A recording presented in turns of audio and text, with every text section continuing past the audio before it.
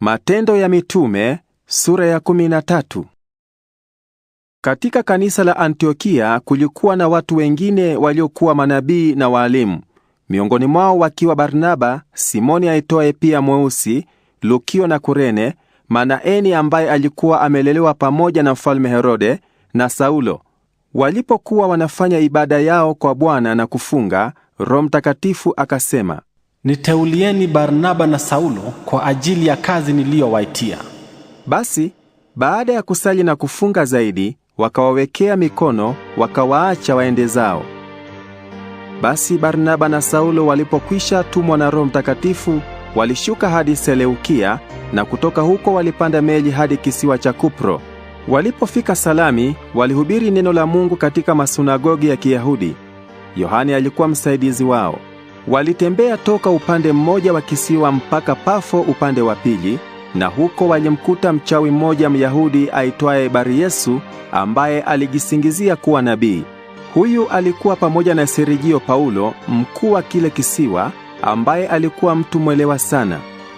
Serigio Paulo aliwaita Barnaba na Saulo ili asikie neno la Mungu, lakini huyo mchawi Elima, kama alivyokuwa anaitwa kwa Kigiriki, alijaribu kuwapinga ili kumzuia huyo mkuu wa kisiwa asije akaigeukia imani ya Kikristo. Basi Saulo, ambaye aliitwa pia Paulo, akiwa amejaa Roho Mtakatifu, alimkodolea macho huyo mchawi, akasema, "Mdanganyifu wa kupindukia na mlaghai wewe! Wewe ni mtoto wa Ibilisi. Wewe ni adui wa chochote kile kilicho cha kweli. Hukomi hata mara moja kujaribu kuzipotosha njia za Bwana zilizonyoka. Sasa mkono wa Bwana utakuadhibu. Utakuwa kipofu na hutaweza kuuona mwanga wa jua kwa kitambo." Mara kila kitu kikawa kama ukungu na giza kwake. Akaanza kwenda huku na huku akitafuta mtu wa kumshika mkono amwongoze. Yule mkuu wa kisiwa alipoona hayo, aliongoka akawa muumini, akastajabia sana mafundisho aliyosikia juu ya Bwana. Kutoka Pafo, Paulo na wenzake walipanda meli wakaenda hadi Perga katika Pamfulia, lakini Yohane aliwaacha akarudi Yerusalemu. Lakini wao waliendelea na safari toka Perga hadi mjini Antiokia Pisidia. Siku ya Sabato waliingia ndani ya sunagogi wakakaa. Baada ya masomo katika kitabu cha sheria ya Mose na katika maandiko ya manabii, wakuu wa lile sunagogi waliwapelekea ujumbe huu: "Ndugu, kama mnalo jambo la kuambia watu ili kuwapa moyo, semeni." Basi Paulo alisimama, akatoa ishara kwa mkono, akaanza kuongea. "Wananchi wa Israeli na wengine wote mnaomcha Mungu, sikilizeni. Mungu wa watu hawa wa Israeli aliwachagua babu zetu. Aliwafanya watu hawa wawe taifa kubwa walipokuwa ugenini kule Misri. Mungu aliwatoa huko kwa uwezo wake mkuu. Aliwavumilia kwa muda wa miaka 40 kule jangwani. Aliyaangamiza mataifa ya nchi ya Kanaani, akawapa hao watu wake ile nchi kuwa mali yao. Miaka 450 ilipita. Halafu akawapatia waamuzi wawaongoze mpaka wakati wa nabii Samueli. Hapo wakapendelea kuwa na mfalme, na Mungu akawapa Sauli mtoto wa Kishi wa kabila la Benyamini awe mfalme wao kwa muda wa miaka 40. Baada ya kumwondoa Sauli, Mungu alimteua Daudi kuwa mfalme wao. Mungu alionyesha kibali chake kwake akisema, "Nimemwona Daudi mtoto wa Yese. Ni mtu anayepatana na moyo wangu, mtu ambaye atatimiza yale yote ninayotaka kuyatenda."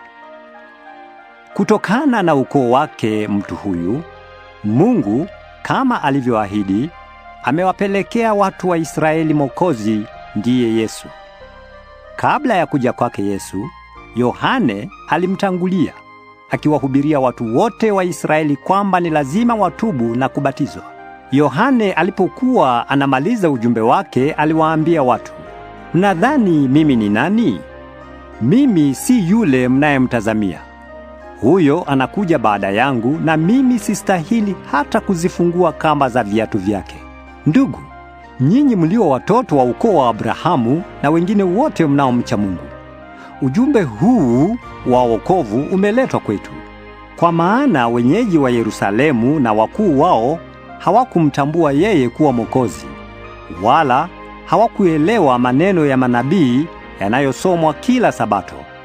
Hata hivyo, waliyafanya maneno ya manabii yatimie kwa kumhukumu Yesu adhabu ya kifo. Ingawa hawakumpata na hatia inayostahili auawe, walimwomba Pilato amhukumu auawe. Na baada ya kutekeleza yote yaliyokuwa yameandikwa kumhusu yeye, walimshusha kutoka msalabani wakamweka kaburini. Lakini Mungu alimfufua kutoka wafu. Naye kwa siku nyingi aliwatokea wale waliofuatana naye kutoka Galilaya mpaka Yerusalemu. Hao ndio walio sasa mashahidi wake kwa watu wa Israeli. Nasi tumekuja hapa kuwaleteni habari njema. Jambo lile Mungu alilowaahidia babu zetu amelitimiza sasa kwa ajili yetu sisi wajukuu wao kwa kumfufua Yesu kutoka wafu.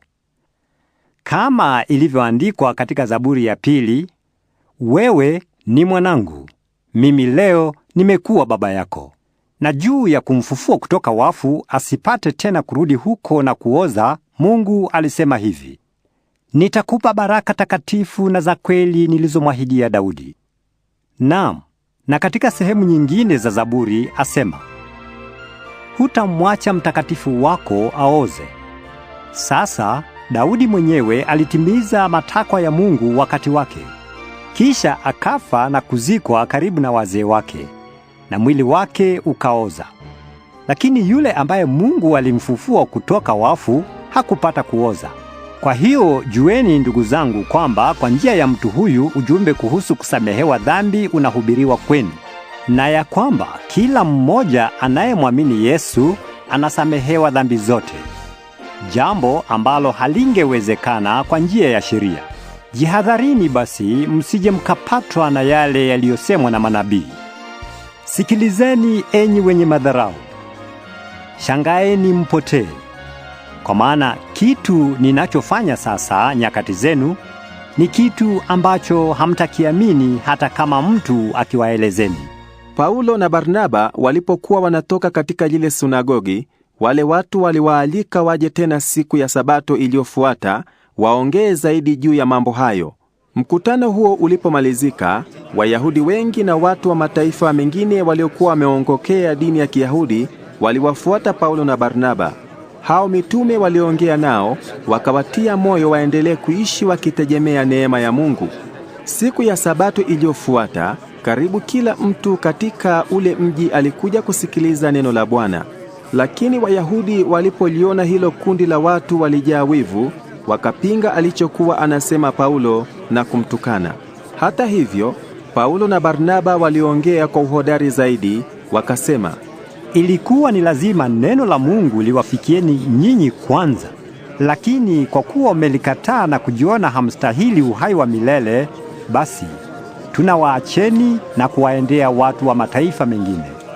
Maana Bwana alituagiza hivi: nimekuweka wewe uwe mwanga kwa watu wa mataifa, ili waletee watu wokovu pote ulimwenguni. Watu wa mataifa mengine waliposikia jambo hilo walifurahi, wakausifu ujumbe wa Mungu, na wale waliokuwa wamechaguliwa kupata uhai wa milele wakawa waumini. Neno la Bwana likaenea kila mahali katika sehemu ile.